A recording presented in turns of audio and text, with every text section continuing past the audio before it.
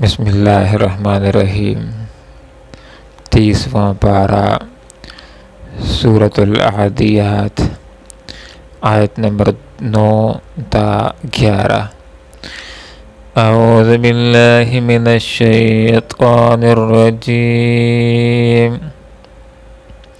بسم اللہ الرحمن الرحیم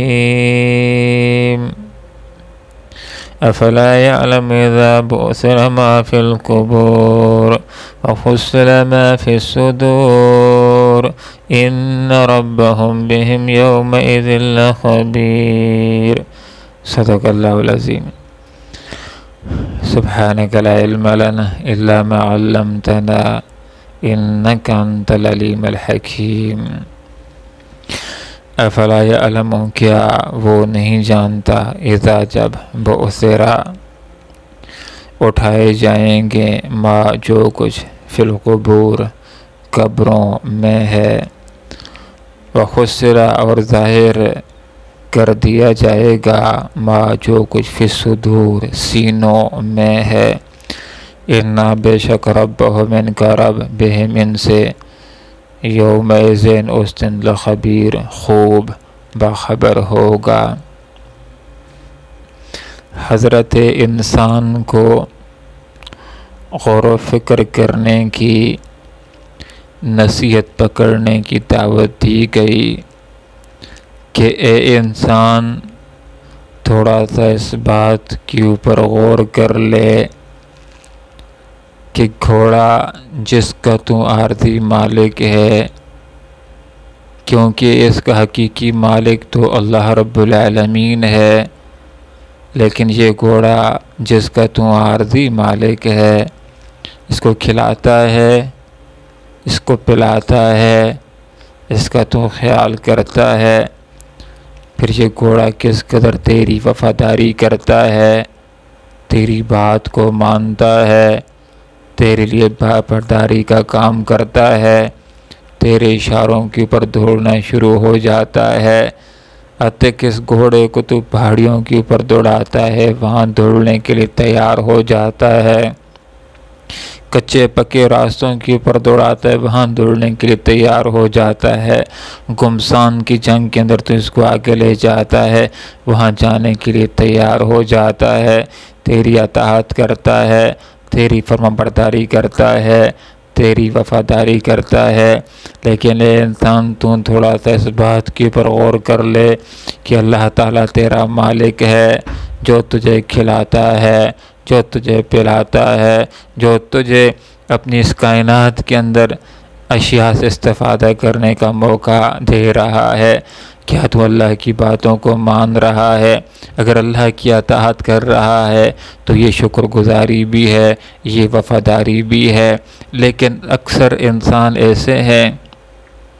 کہ وہ اللہ رب العالمین کی نعمتوں کو تو استعمال کر رہے ہیں، لیکن اپنے مالک، اپنے پروردگار اللہ رب العالمین کی باتوں کو مان نہیں رہے، اس کی اطاعت نہیں کر رہے، ناشکری کے راستے کے اوپر گامزن ہے۔ اس لیے اللہ نے فرما دیا کہ ان الانسان لربہ لکنود، بے شک انسان اپنے رب کا ناشکرا ہے، وَإِنَّهُ عَلَىٰ ذَلِكَ لَشَهِيدٌ، اور اس بات کے اوپر انسان خود گواہ کافی ہے، کس سے پوچھنے کی حاجت نہیں ہے، ضرورت نہیں ہے، انسان اپنے دل سے پوچھ سکتا ہے کہ اللہ کی کس قدر اطاعت کر رہا ہے، اللہ کی کس قدر اطاعت نہیں کر رہا۔ آیت نمبر 8 کے اندر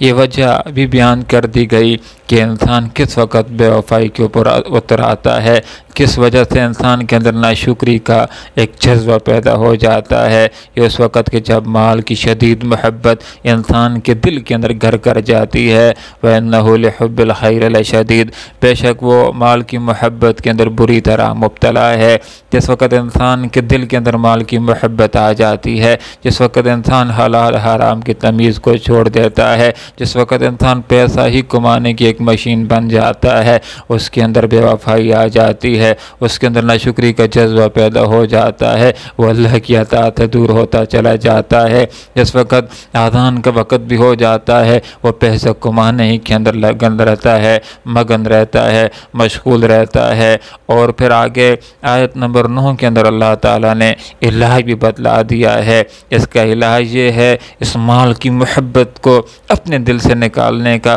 اور شکر گزاری اپنے اندر پیدا کرنے کا علاج یہ ہے۔ افلا یعلم اذا بعثر ما فی القبور، کیا وہ نہیں جانتا کہ جو کچھ ہے قبروں میں اس کو نکالا جائے گا۔ علاج یہ بتلا دیا کہ اے انسان، تو اپنی خبر کو یاد کر لے، اپنی موت کو یاد کر لے، دوسرے انسان کی موت کو یاد کر لے، اس سے تیری بہت اصلاح ہو جائے گی۔ آپ صلی اللہ علیہ وسلم نے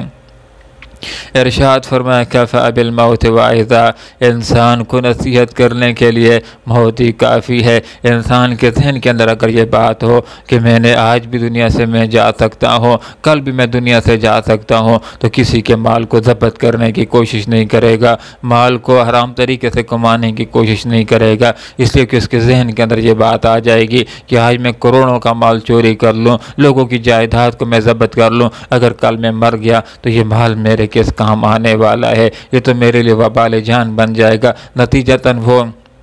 اس موت کی وجہ سے برائیوں سے اور چوری چکاریوں سے اپنے آپ کو محفوظ کر لے گا۔ دوسرے انسان کی موت بھی اگر انسان کے ذہن کے اندر ہو تو انسان کی کافی حد تک اصلاح ہو جاتی ہے۔ اگر ذہن کے اندر یہ بات ہو کہ یہ انسان جو آج دنیا سے رخصت ہو گیا ہے،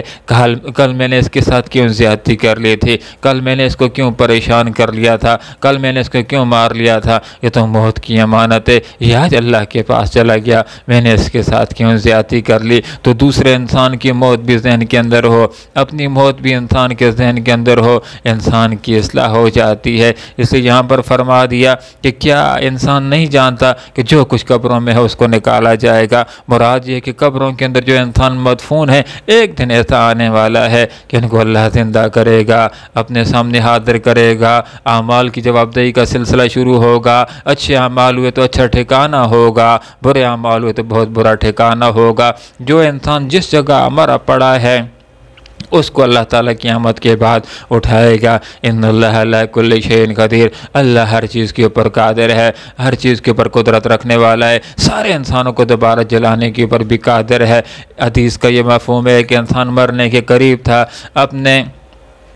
اولاد کو اس نے وصیت کر لی تھی کہ جس وقت میں مر گیا تو میرے جسم کو آگ لگا لینی ہے، چھائی بنا لینی ہے، کچھ کو سمندروں کے اندر بہا دینا ہے، کچھ کو فضاؤں کے اندر اڑا دینا ہے۔ اسی طرح اس کے ورثاء نے کر لیا، لیکن حدیث کا مفہوم ہے آپ صلی اللہ علیہ وسلم نے ارشاد فرمایا اس کو بھی اللہ رب العالمین نے زندہ کھڑا کر دیا، اپنے سامنے کھڑا کر دیا، اس کو بھی اللہ تعالیٰ نے زندہ کر دیا۔ تو ان اللہ علی کل شیء قدیر، اللہ رب العالمین ہر چیز کے اوپر قادر ہے، ہر چیز کے اوپر اللہ تعالیٰ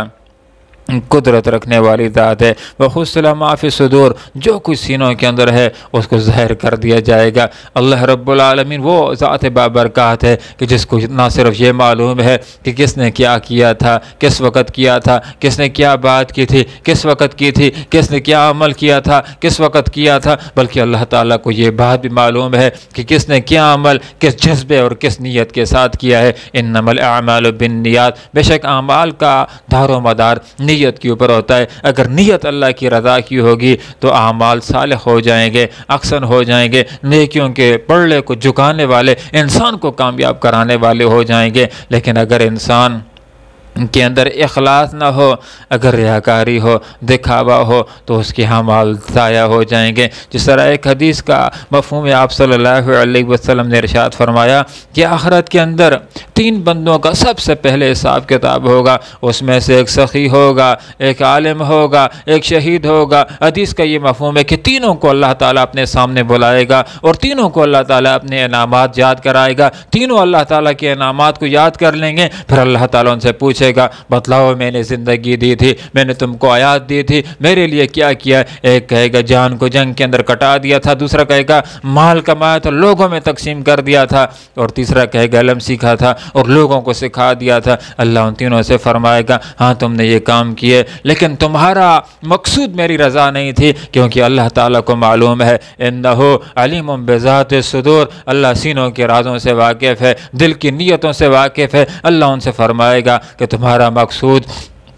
میری رضا نہیں تھی، بلکہ تمہارا مقصود یہ تھا کہ لوگ تمہیں نڈر کہہ دیں، بہادر کہہ دیں، سخی کہہ دیں، تمہیں بہت کچھ عطا کرنے والا کہہ دیں، بڑا مدرس اور بڑا عالم کہہ دیں۔ دنیا کے اندر دنیا والوں نے تمہیں بہت کچھ کہہ دیا، آج میرے پاس تمہارے لیے کچھ بھی نہیں ہے، اوندھا ان کو جہنم کے اندر ڈال دیا جائے گا۔ تو یہاں پر فرمایا وَخُسِّلَ مَا فِي الصُّدُورِ، سینوں کے اندر بھی جو کچھ ہے اس کو بھی سامنے لے آیا جائے گا۔ اِنَّ رَبَّهُمْ بِهِمْ يَوْمَئِذٍ لَخَبِيرٌ، اس دن اللہ تعالیٰ ان سے خوب باخبر ہوگا، باخبر ذاتی بہترین اور صحیح اور انصاف کے مطابق فیصلہ کر سکتا ہے۔ اللہ بہترین فیصلے کرے گا، انصاف کے مطابق فیصلہ کرے گا۔ جو بندہ جنت کا مستحق ہوگا ضرور اس کو جنت ملے گی، جو جہنم کا مستحق ہوگا اس کو جہنم ہی کے اندر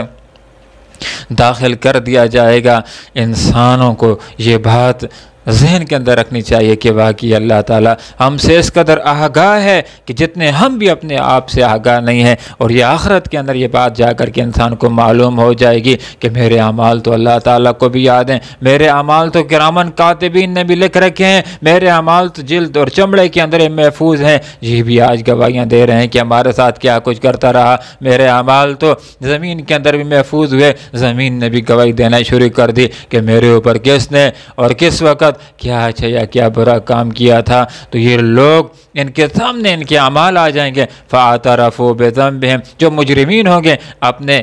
وہ برائیوں کا اعتراف کر لیں گے۔ فَسُحْقًا لِأَصْحَابِ السَّعِيرِ، پس لعنت ہے دوزخ والوں کے اوپر۔ تو جس دوزخی کو دوزخ کے اندر ڈالا جا رہا ہوگا اس کا دل اس بات کے اوپر گواہی دے رہا ہوگا کہ آج جو مجھے جہنم کے اندر پھینکا جا رہا ہے اس کے اندر نعوذ باللہ اللہ کا کوئی قصور نہیں ہے، اس کا نعوذ باللہ کوئی جرم نہیں ہے، میں اس برے اعمال کی وجہ سے